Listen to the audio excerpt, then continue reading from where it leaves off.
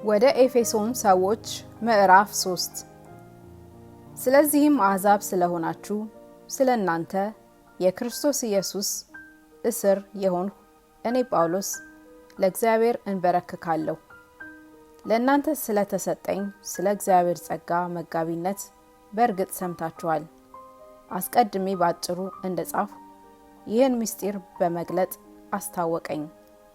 ይህንም ስታነቡ የክርስቶስን ምስጢር እንዴት ማስተዋል ልትመለከቱ ትችላላችሁ።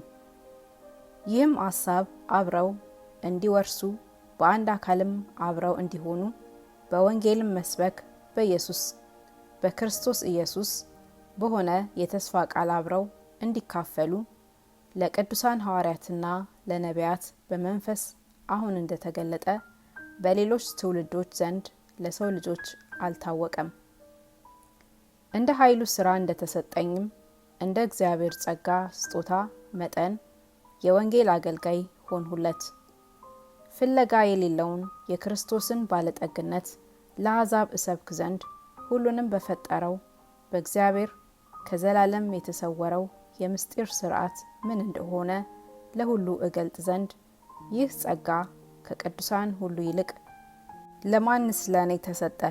ብዙ ልዩ ልዩ የእግዚአብሔር ጥበብ አሁን በቤተ ክርስቲያን በኩል በሰማያዊ ስፍራ ውስጥ ላሉት አለቆችና ስልጣን ትታወቅ ዘንድ ይህ በክርስቶስ ኢየሱስ በጌታችን የፈጸመው የዘላለም ሐሳብ ነበረ። በእርሱም ዘንድ ባለ እምነታችን በኩል በመታመን ድፍረትና መግባት በእርሱ አለን። ስለዚህ ስለ እናንተ ስላለ መከራዬ እንዳትታክቱ እለምናችኋለሁ፣ ክብራችሁ ነውና። ስለዚህም ምክንያት በሰማይና በምድር ያለ አባትነት ሁሉ ከሚሰየምበት ከአብ ፊት እንበረከካለሁ።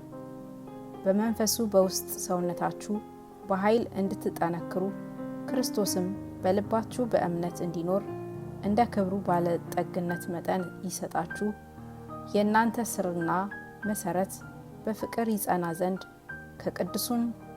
ከቅዱሳን ሁሉ ጋር ስፋቱና ርዝመቱ ከፍታውም ጥልቀቱም ምን ያህል መሆኑን ለማስተዋል ከመታወቅም የሚያስፈልገውን የክርስቶስን ፍቅር ለማወቅ ትበረቱ ዘንድ እስከ እግዚአብሔርም ፍጹም ሙላት ደርሳችሁ ትሞሉ ዘንድ።